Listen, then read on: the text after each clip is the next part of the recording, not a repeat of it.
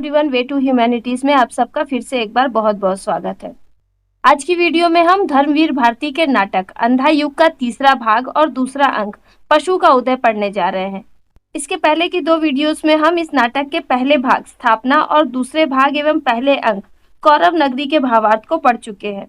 अंधा युग नाटक के सभी भागों की वीडियोस और उनसे संबंधित प्रश्नोत्तरों की वीडियोस भी आपको मेरे चैनल पर अंधा युग धर्मवीर भारती की प्लेलिस्ट पर मिल जाएगी। इस प्लेलिस्ट की लिंक मैंने डिस्क्रिप्शन में दे दी है। साथ ही हिंदी ए क्लास 12 सेमेस्टर 3 की प्लेलिस्ट की लिंक भी डिस्क्रिप्शन में दी हुई है। तो चलिए अब हम अपने पाठ की ओर चलते हैं। अंधा युग नाटक के दूसरे अंक पशु का उदय का मुख्य पात्र अश्वत्थामा है, जो कि गुरु द्रोणाचार्य का पुत्र है। महाभारत के युद्ध में द्रोणाचार्य कौरवों की ओर से लड़ रहे थे। युद्ध के 15वें दिन द्रोणाचार्य के द्वारा पांडवों की सेना को अत्यधिक नुकसान पहुंचता हुआ देखकर भगवान श्री कृष्ण ने युधिष्ठिर को छल का सहारा देकर यह अफवाह फैलाने के लिए कहा कि अश्वत्थामा, जो कि द्रोणाचार्य का पुत्र था, वह मारा गया। जब युधिष्ठिर ने इस बात को धर्म विरुद्ध कहा तो एक योजना के तहत भीम ने अश्वत्थामा नाम के एक हाथी का वध कर दिया और युद्ध क्षेत्र में ये बात फैला दी कि अश्वत्थामा युद्ध में मारा गया। गुरु द्रोणाचार्य को इस बात पर विश्वास नहीं हुआ। तब उन्होंने जाकर युधिष्ठिर से पूछा। युधिष्ठिर ने अश्वत्थामा नामक हाथी को ध्यान में रखकर कह दिया कि अश्वत्थामा की मृत्यु हो गई। द्रोणाचार्य को युधिष्ठिर की बातों पर विश्वास था, अतः उन्हें अपने बेटे की मौत का गहरा सदमा लगा और उन्होंने युद्ध भूमि में अपने हथियार त्याग दिए। तभी पांडवों की सेना के सेनापति और द्रौपदी के भाई धृष्टद्युम्न ने तलवार से द्रोणाचार्य का वध कर दिया। युद्ध में छल पूर्वक द्रोणाचार्य की मृत्यु के कारण अश्वत्थामा के मन में बदले की भावना जागती है, अतः उसके भीतर एक पशु का उदय होता है और वह मनुष्यता के दर्जे से गिरकर एक जंगली जानवर की तरह निर्दयी और क्रूर बन जाता है। इस अंक की शुरुआत में संजय कृतवर्मा को अर्जुन द्वारा दिए गए कौरवों के विनाश का समाचार सुनाते हैं। संजय कृतवर्मा को बताते हैं कि भीम के साथ गदा युद्ध में दुर्योधन घायल हो गया है। उसी समय टूटे हुए धनुष को लेकर अश्वत्थामा प्रवेश करता है।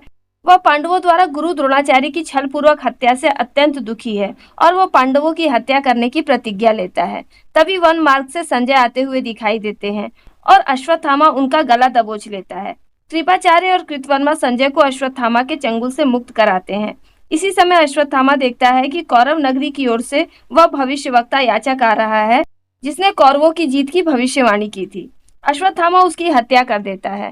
अश्वत्थामा और कृतवर्मा को सोने का आदेश देकर कृपाचार्य खुद ही पहरा देने लगते हैं। तो ये था इस अंक का सारांश। अब हम इस भाग को विस्तार से पढ़ते हैं।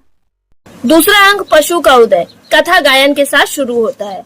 संजय तटस्थ दृष्टा शब्दों का शिल्पी है, अर्थात उसकी नजरें उदासीन है और वो बिना भेदभाव वाली बातें करता है। पर वह भी भटक गया असमंजस के वन में, लेकिन आज वह भी उलझन में पड़कर इस प्रकार इधर उधर भटक गया है जैसे कि कोई रास्ता भूलकर वन में इधर उधर भटक जाता है। दायित्व गहन, भाषा अपूर्ण, श्रोता अंधे। संजय के ऊपर धृतराष्ट्र और गांधारी को युद्ध का सारा हाल सच सच बताने की बड़ी जिम्मेदारी है। उनकी भाषा अपूर्ण है, अर्थात वह उनकी भावनाओं को प्रकट नहीं कर सकती, और वे श्रोता जिन्हें वो युद्ध का समाचार सुनाएगा वो भी अंधे हैं। ऐसे लोगों को सच्चाई कौन बता सकता है, पर सत्य वही देगा उनको संकट के क्षण में। लेकिन एकमात्र संजय ही है जो इस संकट के समय उन्हें सारा सच बता सकते हैं। वह संजय भी इस मोह निशा से घिरकर है भटक रहा जाने किस कंटक पथ पर वो संजय भी न जाने इस मोह माया रूपी रात्रि में न जाने किन कांटों से भरी राहों पर भटक रहा है, और अभी तक कौरव नगरी जाकर उसने युद्ध का कोई समाचार धृतराष्ट्र और गांधारी तक नहीं पहुंचाया है। पर्दा उठने पर वन पथ यानी जंगलों का दृश्य दिखाई देता है। कोई योद्धा बगल में अस्त्र रखकर वस्त्र से मुख ढांपकर सोया है। संजय प्रवेश करते हैं। संजय कह रहे हैं, भटक गया हूँ मैं न जाने किस कंटक वन में, पता नहीं कितनी दूर हस्तिनापुर है, कैसे पहुँचूंगा मैं। संजय कहते हैं कि मैं न जाने किन कांटों से भरे वन में भटक गया हूँ और पता नहीं यहाँ से हस्तिनापुर कितनी दूर है और मैं वहाँ पर कैसे पहुँचूंगा, जाकर कहूँगा क्या, और वहां पहुंचकर मैं धृतराष्ट्र और गांधारी से क्या कहूंगा। इस लज्जाजनक पराजय के बाद भी क्यों जीवित बचा हूं मैं। युद्ध में कौरवों की इतनी शर्मनाक पराजय हुई है, उसके बाद भी मैं जीवित बच गया, मुझे भी मर जाना चाहिए था। कैसे कहूं मैं, कमी नहीं शब्दों की आज भी, मैंने ही उनको बताया है युद्ध में घटा जो। संजय कह रहे हैं कि आज मैं कौरवों की हार का समाचार उनसे कैसे कहूंगा। आज तक युद्ध में जो घटनाएं घटी मैंने सब कुछ उन्हें बताया है। लेकिन आज अंतिम पराजय के अनुभव ने जैसे प्रकृति ही बदल दी है सत्य की। लेकिन आज युद्ध में कौरवों को जो अंतिम रूप से पराजय मिली है, उसने तो सत्य के रूप को ही बदल दिया है। आज कैसे वही शब्द वाहक बनेंगे इस नूतन अनुभूति के। ऐसी दशा में मेरे वही पुराने घिसे पीटे शब्द इस नए अनुभव को किस प्रकार से प्रकट कर पाएंगे। अर्थात आज जो सच उन्होंने देखा है, उसका वर्णन वो धृतराष्ट्र और गांधारी के सामने कैसे करेंगे। सहसा यानी अचानक एक योद्धा जाग जाता है और पुकारता है, संजय। तभी संजय कहते हैं, किसने पुकारा मुझे? प्रेतों की ध्वनि है यह या मेरा भ्रम है? क्या यह आवाज भूतों प्रेतों की है या फिर मुझे भ्रम हो रहा है कि कोई मुझे बुला रहा है? कृतवर्मा कहते हैं, डरो मत, मैं कृतवर्मा हूँ। संजय, तुम जीवित हो? पांडव योद्धाओं ने तुम्हें जिंदा छोड़ दिया? संजय कहते हैं, हाँ मैं जीवित हूँ। आज जब कोसों तक फैली हुई धरती को पाट दिया अर्जुन ने, आज कोसों तक फैली हुई कुरुक्षेत्र की युद्ध भूमि को अर्जुन ने लाशों से भर दिया है, भूलुंठित कौरव कबंधों से। कौरव कबंध यानी कौरवों के धड़, भूलुंठित यानी जमीन में बिखरे हुए हैं। शेष नहीं रह गया एक भी जीवित कौरव वीर, एक भी कौरव वीर योद्धा जीवित नहीं बचा है। सात्यकी ने मेरे भी वध को उठाया अस्त्र। सात्यकी जो कि युद्ध में पांडवों की ओर से लड़ रहा था, उसने मुझे भी मारने के लिए हथियार उठाया था। अच्छा था मैं भी यदि आज नहीं बचता शेष। अच्छा होता कि मैं भी आज युद्ध भूमि में मर गया रहता। किंतु कहा व्यास ने, मरेगा नहीं, संजय अवध्य है। लेकिन व्यास ऋषि ने कहा कि संजय अवध्य है, संजय की हत्या नहीं हो सकती। कैसा यह श्राप मुझे व्यास ने दिया है अनजाने में। हर संकट, युद्ध, महानाश, प्रलय, विप्लव के बावजूद शेष बचोगे तुम संजय, सत्य कहने को अंधों से। न जाने कैसा श्राप व्यास ऋषि ने मुझे दे दिया है कि चाहे जो भी संकट आ जाए, जितना भी बड़ा युद्ध हो, महाविनाश हो जाए, प्रलय आ जाए और बहुत बड़ा विप्लव ही आ जाए, उसके बाद भी मैं जीवित रहूंगा उन अंधों से सत्य कहने के लिए। यहाँ पे अंधों से सांकेतिक पात्र धृतराष्ट्र और गांधारी है। धृतराष्ट्र और गांधारी को सत्य बताने के लिए व्यास ऋषि ने संजय को वरदान दिया था कि वो अवध्य रहेंगे, अर्थात उन्हें कोई मार नहीं सकता। किंतु कैसे कहूंगा हाय, लेकिन मैं उनसे ये सब कैसे कहूंगा। सात्यकी के उठे हुए अस्त्र के चमकदार ठंडे लोहे के स्पर्श में मृत्यु को इतने निकट पाना मेरे लिए यह बिल्कुल ही नया अनुभव था। सात्यकी ने मुझे मारने के लिए जो हथियार उठाया था, उस चमकदार लोहे के हथियार का जब ठंडा स्पर्श मुझे हुआ तो मैंने मौत को बिल्कुल अपने करीब पाया। लेकिन फिर भी मैं बच गया। यह मेरे लिए बिल्कुल ही नया अनुभव था। जैसे तेज वाण किसी कोमल मृणाल को ऊपर से नीचे तक चीर जाए, यह अनुभव मुझे ऐसा लग रहा था जैसे किसी तेज गति से आते हुए तीर ने कोमल मृणाल यानी कोमल कमल की डंठल को ऊपर से नीचे तक चीर दिया हो। चरम त्रास के उस बेहद गहरे क्षण में कोई मेरी सारी अनुभूतियों को चीर गया हो। उस चरम त्रास अर्थात अत्यंत भयानक क्षण में मुझे ऐसा लग रहा था जैसे मेरे भीतर की सारी भावनाएं खत्म हो गई हैं। कैसे दे पाऊंगा मैं संपूर्ण सत्य उन्हें विकृत अनुभूति से।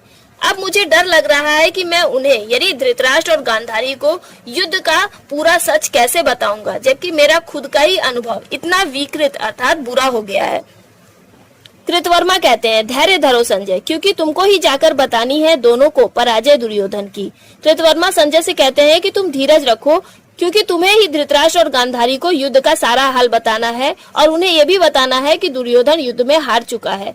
संजय कहते हैं, कैसे बताऊंगा मैं उन्हें ये बात, कैसे बताऊंगा कि जो सम्राटों का अधिपति था, जो सम्राटों का राजा था, वो खाली हाथ, नंगे पांव, रक्त सने फटे हुए वस्त्रों में टूटे रथ के समीप खड़ा था, निहत्था हो।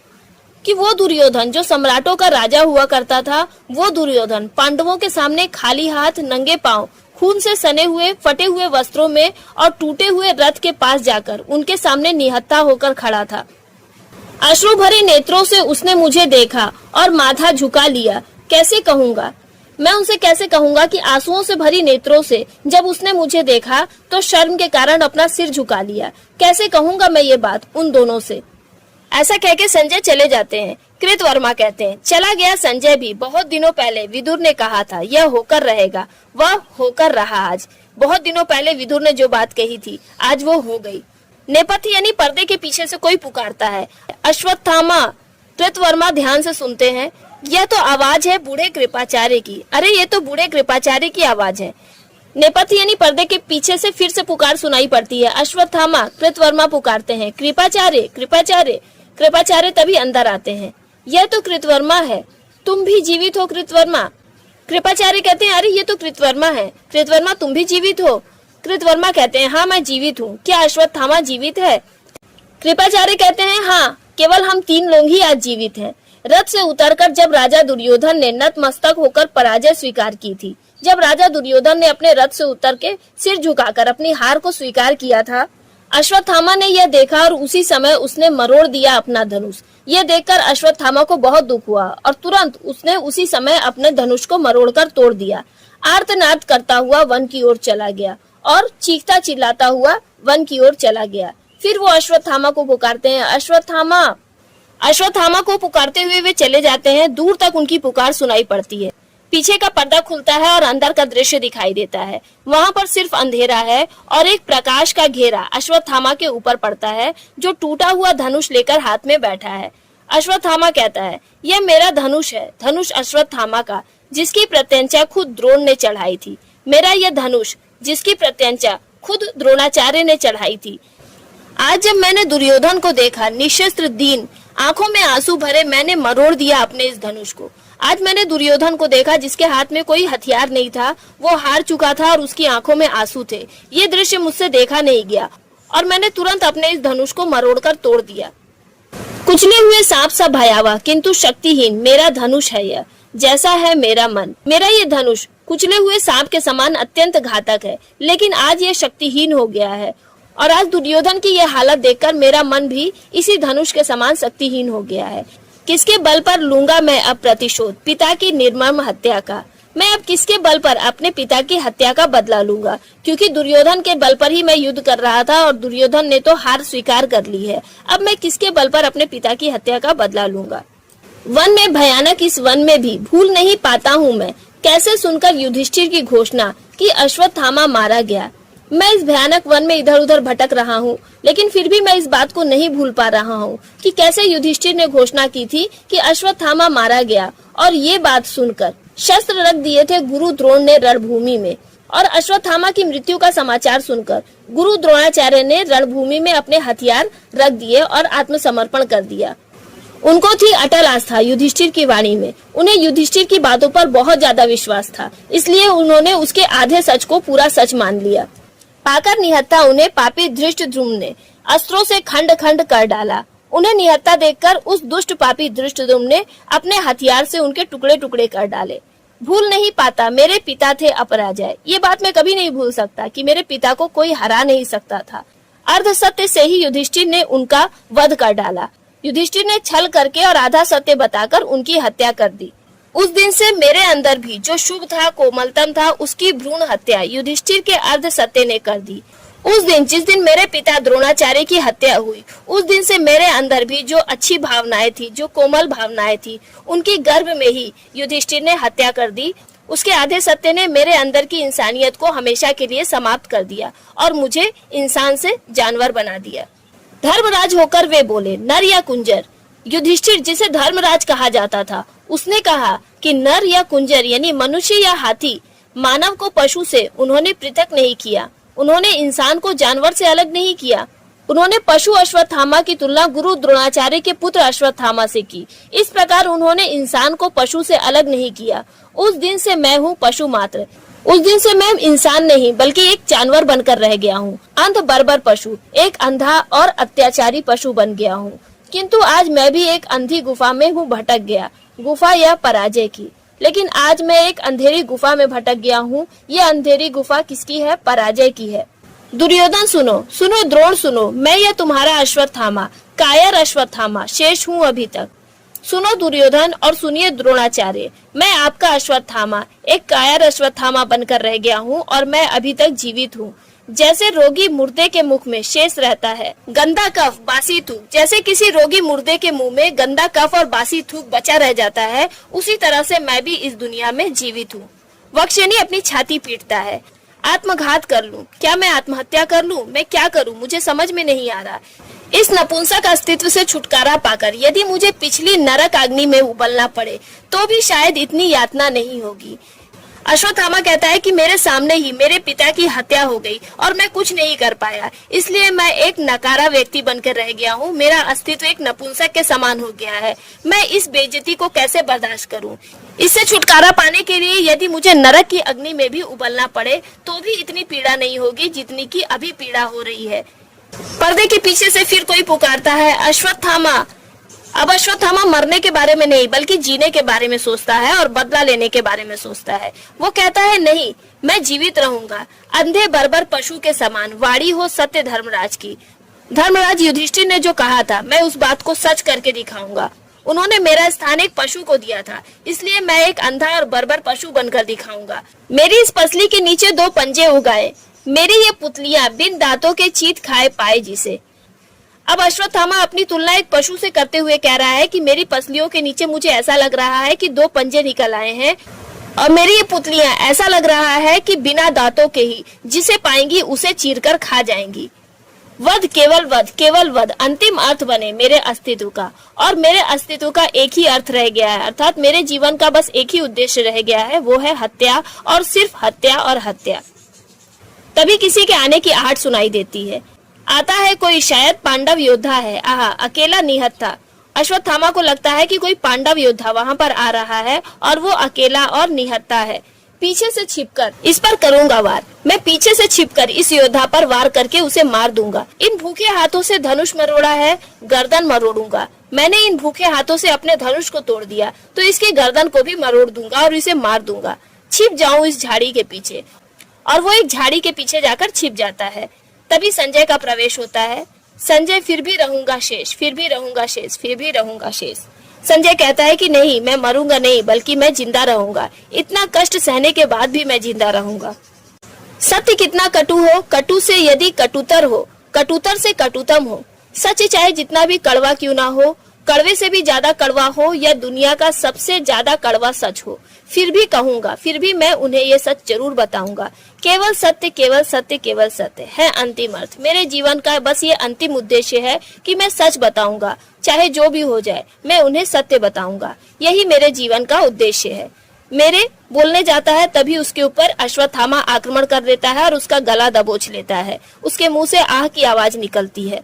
अश्वत्थामा कहता है, इसी तरह मेरे भूखे पंजे जाकर दबोचेंगे वह गला युधिष्ठिर का, जिससे निकला था अश्वत्थामा हतोहता। अश्वत्थामा संजय पर आक्रमण करता है और कहता है कि जिस तरह से मैं तुम्हारे ऊपर आक्रमण कर रहा हूँ उसी तरह से मेरे भूखे पंजे युधिष्ठिर का गला दबोचेंगे, क्योंकि उसी ने ऐसा कहा था कि अश्वत्थामा मारा गया।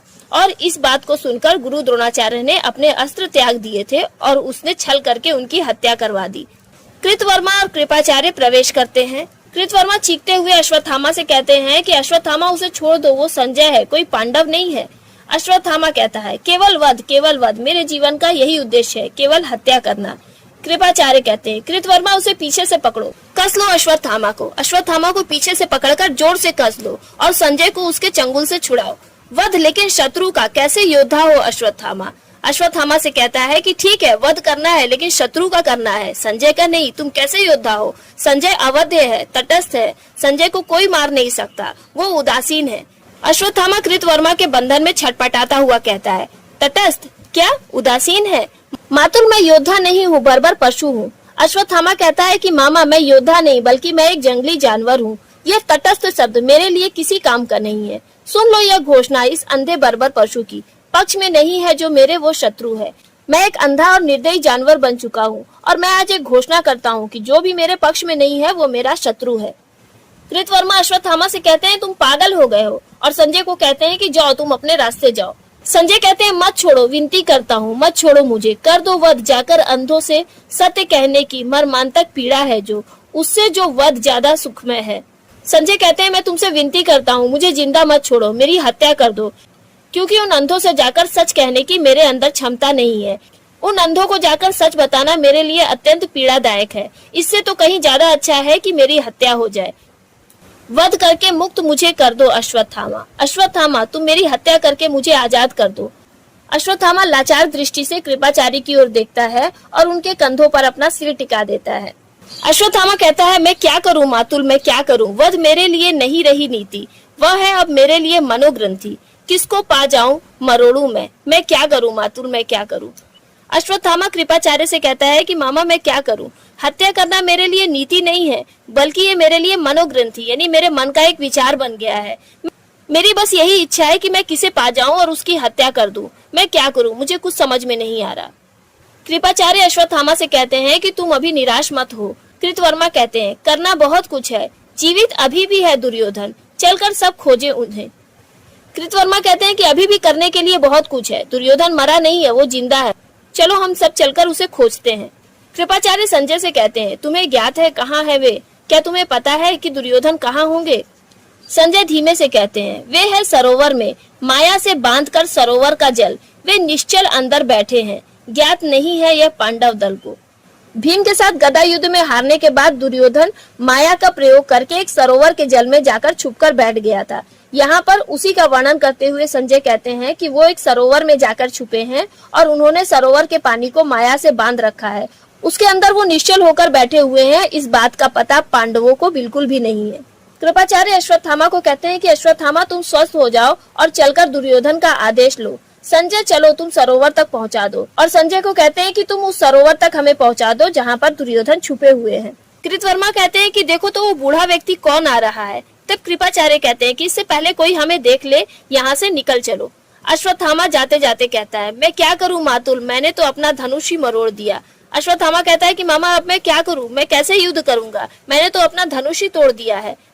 वे सब चले जाते हैं, थोड़ी देर के लिए स्टेज खाली हो जाता है, फिर धीरे धीरे एक बूढ़ा याचक प्रवेश करता है। बूढ़ा याचक कहता है दूर चला आया हूँ काफी हस्तिनापुर से, मैं हस्तिनापुर से काफी दूर चला आया हूँ, वृद्ध हूँ दिखाई नहीं पड़ता, बूढ़ा हो गया हूँ देख नहीं पा रहा हूँ, निश्चय ही अभी यहाँ देखा था मैंने कुछ लोगों को, निश्चित रूप से मैंने अभी यहाँ पर कुछ लोगों को देखा था, लेकिन अब वो मुझे दिखाई नहीं दे रहे हैं। देखो मुझको जो मुद्राएं दी माता गांधारी ने वे तो सुरक्षित है, कहीं वो मुद्राएं जिन्हें माता गांधारी ने मुझे दिया था वो किसी ने चुरा तो नहीं ली। मैंने यह कहा था यह है अनिवार्य और वह है अनिवार्य, और यह तो सत्यम होगा, वह तो स्वयं होगा। बूढ़ा याचक कहता है कि मैंने ही कौरवों के बारे में भविष्यवाणी की थी कि युद्ध अनिवार्य रूप से होगा और उस युद्ध में कौरवों की ही जीत होगी और ये बात सत्य साबित होगी, लेकिन आज इस पराजय की बेला में सिद्ध हुआ झूठी थी सारी अनिवार्यता भविष्य की। लेकिन आज इस युद्ध में कौरवों की हार हुई है, इससे ये बात साबित हो गई है कि मैंने जो भी भविष्य के बारे में कहा था कि वह अनिवार्य रूप से सच होगा, ये सारी बातें झूठी निकली। केवल कर्म सत्य है। वो कहता है कि इस दुनिया में केवल कर्म ही सत्य है, भविष्य के बारे में जो भी कहा जाए वो झूठा हो सकता है, लेकिन इंसान का कर्म कभी झूठा नहीं होता। मानव जो करता है इसी समय उसी में निहित है भविष्य युग युग तक का। इंसान जो भी कर्म करता है उसके उसी कर्म में उसका भविष्य निहित है और वो कर्म युगों युगों तक सुरक्षित रहता है। ऐसा कहकर वो हाँफने लगता है। इसलिए उसने कहा अर्जुन उठाओ शस्त्र, विगत जो युद्ध करो, निष्क्रियता नहीं आचरण में ही मानव अस्तित्व की सार्थकता है। महाभारत के युद्ध के दौरान जब अर्जुन अपने ही लोगों पर हथियार उठाने के लिए हिचकिचा रहे थे, तब भगवान श्री कृष्ण ने उनसे कहा था कि कर्मण्येवाधिकारस्ते मा फलेषु कदाचन, यानी हे अर्जुन तुम कर्म करो, फल की इच्छा ना करो। इसी प्रसंग का वर्णन करते हुए बूढ़ा याचक कहता है कि इसलिए भगवान श्री कृष्ण ने अर्जुन से कहा था कि हे अर्जुन तुम शस्त्र उठाओ और विगत ज्वर यानी शोक रहित होकर युद्ध करो। तुम्हारे आचरण में निष्क्रियता नहीं होनी चाहिए, मनुष्य को अपने अस्तित्व को सार्थक बनाना चाहिए। फिर वो नीचे झुककर धनुष देखता है और उसे उठा लेता है। किसने यह छोड़ दिया धनुष यहाँ? क्या फिर किसी अर्जुन के मन में विषाद हुआ? बूढ़ा याचक कहता है कि ये धनुष किसने यहाँ पर छोड़ दिया है? क्या फिर से किसी अर्जुन के मन में विषाद हुआ है, अर्थात फिर से कोई व्यक्ति युद्ध से घबरा रहा है? तभी अश्वत्थामा वहाँ आता है और कहता है कि ये मेरा धनुष है। बूढ़ा याचक कहता है कौन आ रहा है यहाँ पर? फिर अश्वत्थामा को देखकर वो उसकी जयकार लगाता है और कहता है जय हो अश्वत्थामा की। अश्वत्थामा कहता है जय मत कहो वृद्ध, जैसे तुम्हारी भविष्यत विद्या सारी व्यर्थ हुई उसी तरह मेरा धनुष भी व्यर्थ सिद्ध हुआ। अश्वत्थामा कहता है कि हे बूढ़े याचक तुम मेरी जयकार मत लगाओ, जैसे कि तुमने भविष्यवाणी की थी कि युद्ध में कौरवों की जीत होगी, वो भविष्यवाणी बेकार निकली, उसी तरह से आज मेरा यह धनुष भी बेकार सिद्ध हो गया। मैंने अभी देखा दुर्योधन को जिसके मस्तक पर मणि जटित राजाओं की छाया थी। मैंने अभी अभी दुर्योधन को देखा है। एक समय था उसके मस्तक पर मणियों से जड़ा हुआ मुकुट होता था, आज उसी मस्तक पर गंदले पानी की एक चादर है। आज उसका वही सिर गंदे पानी की एक चादर के अंदर है, अर्थात वो एक गंदे सरोवर के अंदर छिपकर बैठा हुआ है। तुमने कहा था जय होगी दुर्योधन की, तुम्ही ने कहा था ना कि युद्ध में दुर्योधन की जय होगी। वृद्ध याचक कहता है जय हो दुर्योधन की। अभी मैं कहता हूँ वृद्ध हूँ, थका हूँ, पर जाकर कहूंगा मैं, नहीं है पराजय ये दुर्योधन की। बूढ़ा याचक कहता है कि मैं अभी भी यही कहता हूँ, भले ही मैं बूढ़ा हो गया हूँ और थका हुआ हूँ, लेकिन फिर भी मैं जाकर दुर्योधन से यही कहूंगा कि हे दुर्योधन, ये तुम्हारी पराजय नहीं है, इसको तुम मानो नए सत्य की उदय बेला। तुम इसको हार मत मानो, बल्कि एक नए सत्य की उदय बेला अर्थात एक नए युग की शुरुआत, नए जीवन की शुरुआत मानो। मैंने बतलाया था उसको झूठा भविष्य, जो कुछ भी मैंने उसे बताया था वो झूठा भविष्य था। अब जाकर उसको बतलाऊंगा वर्तमान से स्वतंत्र कोई भविष्य नहीं, और अब मैं उसे जाकर बताऊंगा कि कोई भी भविष्य सत्य नहीं होता, सिर्फ सत्य होता है तो वर्तमान। वर्तमान में हम जो भी कर्म करते हैं उसका फल हमें भविष्य में मिलता है। अब भी समय है दुर्योधन, समय अब भी है, हर क्षण इतिहास बदलने का क्षण होता है। और मैं दुर्योधन को जाकर समझाऊंगा कि हे दुर्योधन, अभी भी समय है, तुम अभी भी चाहो तो इतिहास बदल सकते हो और अपने जीवन को सुधार सकते हो। अभी भी तुम जीवित हो और इसलिए तुम्हारे पास अभी भी इतिहास को बदलने का समय है। बूढ़ा याचक धीरे धीरे वहाँ से जाने लगता है। अश्वत्थामा कहता है मैं क्या करूंगा, हाय मैं क्या करूंगा, वर्तमान में जिसके मैं हूँ और मेरी प्रति हिंसा है। एक अर्ध सत्य ने युधिष्ठिर के मेरे भविष्य की हत्या कर डाली है। अश्वत्थामा कहता है कि हाय मैं अब क्या करूंगा, वर्तमान में मैं एक पशु बन चुका हूँ, मेरे अंदर का मनुष्य खत्म हो चुका है, मेरे अंदर सिर्फ और सिर्फ बदले की भावना है। युधिष्ठिर के आधे सत्य ने मेरे भविष्य की हत्या कर डाली है। युधिष्ठिर ने जो आधा सत्य बोला था कि अश्वत्थामा मारा गया, उसके वजह से मेरे पिता की मृत्यु हो गई और इस प्रकार मेरा भविष्य ही खत्म हो गया है। किंतु नहीं, जीवित रहूंगा मैं, लेकिन भले ही मेरा भविष्य खत्म हो चुका है, लेकिन मैं जीवित रहूंगा। पहले ही मेरे पक्ष में नहीं है निर्धारित भविष्य। अगर यदि भविष्य मेरे पक्ष में पहले से ही नहीं है तो वह तटस्थ है, शत्रु है अगर वह तटस्थ है। अगर भविष्य मेरे पक्ष में नहीं है तो वो तटस्थ यानी उदासीन है, अर्थात मैं उसे किसी और के पक्ष में भी नहीं जाने दूंगा, मैं भविष्य को दुश्मन के पक्ष में भी नहीं होने दूंगा। वृद्ध की ओर बढ़ने लगता है। अश्वत्थामा बूढ़े याचक की ओर बढ़ने लगता है। आज नहीं बच पाएगा वह इन भूखे पंजों से, आज मैं इसे जिंदा नहीं छोड़ूंगा, मेरे इन भूखे पंजों से आज वो नहीं बच पाएगा। ठहरो ठहरो ओ झूठे भविष्य वंचक वृद्ध, ओ झूठा भविष्य बताने वाले बूढ़े याचक, ठहरो। दांत पीसते हुए अश्वत्थामा आगे बढ़ता है और विंग के निकट पहुंचकर उस बूढ़े याचक को दबोच लेता है और पर्दे के पीछे घसीटकर ले जाता है। वध, केवल वध मेरा धर्म है। मैं एक इंसान नहीं बल्कि मैं जानवर बन चुका हूँ, इसलिए मेरा धर्म है केवल हत्या करना और सिर्फ हत्या करना। पर्दे के पीछे से गला घोटने की आवाज आती है। अश्वत्थामा अट्ठास लगाकर हंसता है। स्टेज पर केवल दो रोशनी के घेरे नाचते हुए दिखाई देते हैं। कृपाचार्य और कृतवर्मा हाफते हुए अश्वत्थामा को पकड़कर स्टेज पर लाते हैं। कृपाचार्य कहते हैं यह क्या किया अश्वत्थामा, तुमने ये क्या किया? अश्वत्थामा कहता है पता नहीं मैंने क्या किया मातुल, मैंने क्या किया, क्या मैंने कुछ किया है? अश्वत्थामा अपने होश में नहीं है, उसे ये नहीं मालूम कि उसने उस बूढ़े याचक की हत्या कर दी है। कृतवर्मा कृपाचार्य से कहते हैं कि कृपाचार्य मुझे अश्वत्थामा को देखकर डर लग रहा है। कृपाचार्य अश्वत्थामा को बैठाकर उसका कमर बंध ढीला करते हैं और उसके माथे का पसीना पोंछते हैं। कृपाचार्य अश्वत्थामा से कहते हैं कि बैठो विश्राम करो, तुमने कुछ नहीं किया, केवल एक भयानक सपना देखा है। अश्वत्थामा कहता है मैं क्या करूं मातुल, मामा मैं क्या करूं? वध मेरे लिए नहीं नीति है, वह है अब मनोग्रंथि। हत्या करना मेरे लिए नीति नहीं है, बल्कि ये मेरे मन की धारणा बन चुकी है कि मुझे अब हत्या करनी है, क्योंकि मेरे अंदर का मनुष्य मर चुका है और मेरे अंदर केवल एक जानवर रह गया है जो कि सिर्फ हत्या करना जानता है। इस वध के बाद मांसपेशियों का सब तनाव दूर हुआ। इस हत्या के बाद मुझे ऐसा लग रहा है कि मेरे मांसपेशियों पे जो तनाव था, अर्थात मेरे मन पर जो बोझ पड़ा था, वो हल्का हो गया है। कहते क्या इसी को है अनासक्ति, क्या इसी को अनासक्ति अर्थात विरक्ति कहते हैं? कृपाचार्य अश्वत्थामा को लिटाकर कहते हैं सो जाओ, कहा है दुर्योधन ने जाकर विश्राम करो। दुर्योधन ने भी कहा है कि जाकर विश्राम करो। कल देखेंगे हम पांडवगढ़ क्या करते हैं, कल देखते हैं कि पांडव लोग क्या करते हैं और फिर हम जो सही लगेगा वो करेंगे। कृपाचार्य अश्वत्थामा को कहते हैं कि तुम करवट बदलकर सो जाओ और फिर कृतवर्मा से कहते हैं कि वो सो गया। कृतवर्मा व्यंग पूर्वक कहते हैं सो गया, इसलिए शेष बचे हैं हम इस युद्ध में। हम जो योद्धा थे अब लुक छिपकर बूढ़े निहत्थों का करेंगे वध।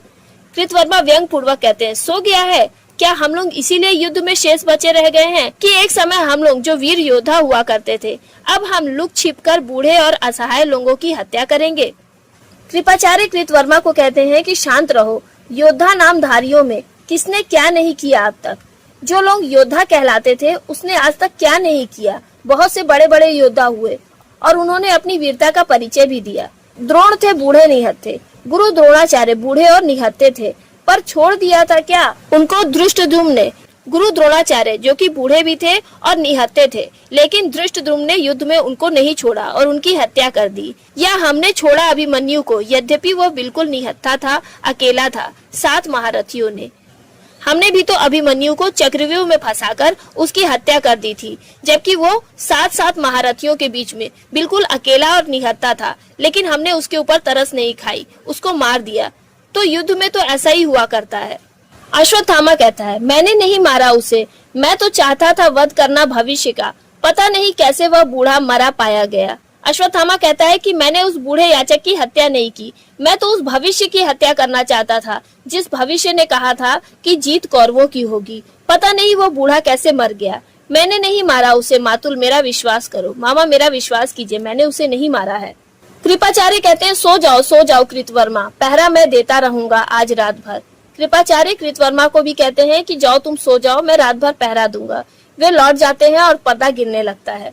जिस तरह बाढ़ के बाद उतरती गंगा तट पर तज आती, विकृति शव अध खाया। जिस प्रकार बाढ़ के खत्म हो जाने के बाद गंगा नदी का पानी जब नीचे उतर जाता है तो किनारे पर सड़ी गली लाशें पड़ी हुई मिलती हैं, उसी प्रकार इस युद्ध के खत्म हो जाने के बाद धरती पर चारों ओर तबाही और विनाश ही बिखरा हुआ दिखाई दे रहा है। वैसे ही तट पर तज अश्वत्थामा को इतिहासों ने खुद नया मोड़ अपनाया। उसी प्रकार आज ऐसा लग रहा है कि इतिहास ने अश्वत्थामा का तिरस्कार कर खुद के लिए एक नया रास्ता चुन लिया है। वह छटी हुई आत्माओं की रात, यह भटकी हुई आत्माओं की रात, यह टूटी हुई आत्माओं की रात। यह रात उन आत्माओं की है जो कि युद्ध में मर चुके हैं। यह रात उन आत्माओं की है जो सही और गलत के बीच में भटक चुके हैं। और यह रात उन आत्माओं की भी है जो कि मन और विचार से पूरी तरह से टूट चुके हैं। इस रात विजय में मदोन्मत्त पांडवगण, इस रात में पांडव लोग युद्ध जीतने के कारण खुशी में मस्त होकर झूम रहे हैं। इस रात विवश छिपकर बैठा है दुर्योधन, और वहीं दूसरी ओर इसी रात दुर्योधन हार मानकर अकेला और लाचार होकर एक सरोवर में जाकर छिपकर बैठा हुआ है। यह रात गर्व में तने हुए माथों की, यह रात उन लोगों की है जिनका सिर घमंड से ऊंचा हो गया है। यह रात हाथ पर धरे हुए हाथों की। वहीं दूसरी ओर यह रात उन लोगों की भी है जो युद्ध में हार गए हैं और चिंता के कारण अपने हाथ पर हाथ रखकर बैठे हैं, अर्थात सोच में पड़े हुए हैं। पर्दा गिरता है और इसी के साथ अंधा युग का दूसरा अंक समाप्त होता है। तो यहीं पर अंधा युग का दूसरा अंक पशु का उदय समाप्त होता है। उम्मीद करती हूँ कि आपको ये भाग अच्छी तरह से समझ में आ गया होगा। तो वीडियो पसंद आई हो तो इसे लाइक और कमेंट कीजिएगा। मिलते हैं अगली वीडियो में अंधा युग की स्थापना प्रथम और द्वितीय अंक के MCQs के साथ।